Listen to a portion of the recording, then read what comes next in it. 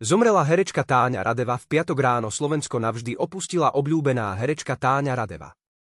67-ročná umelkyňa už v roku 2013 bojovala s rakovinou, nad ochorením sa jej však vtedy podarilo zvíťaziť.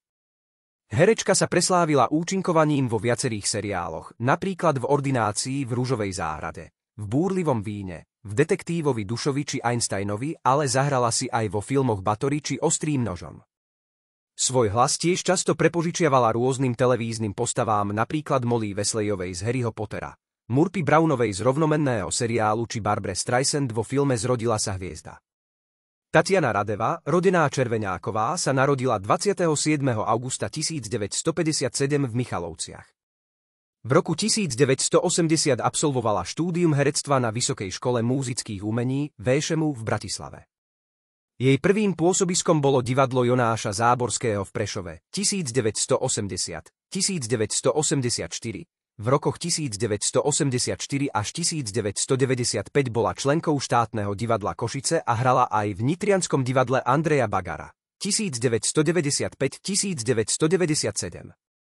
Na prešovskom javisku Táňa Radeva zažiarila najmä v úlohe dynamickej, útočnej, ale pritom sympatickej Kataríny v komédii Williama Shakespearea Skrotenie zlej ženy 1981.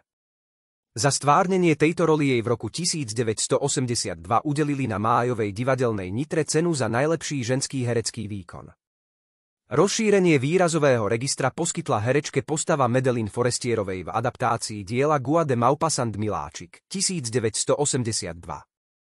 V košickej činohre vytvorila Radeva viacero portrétov súčasných žien v hrách slovenských aj inonárodných dramatikov. Iva, Maximalista 1984, Lena, Postscriptum 1986, Ágika, Tótovci 1986.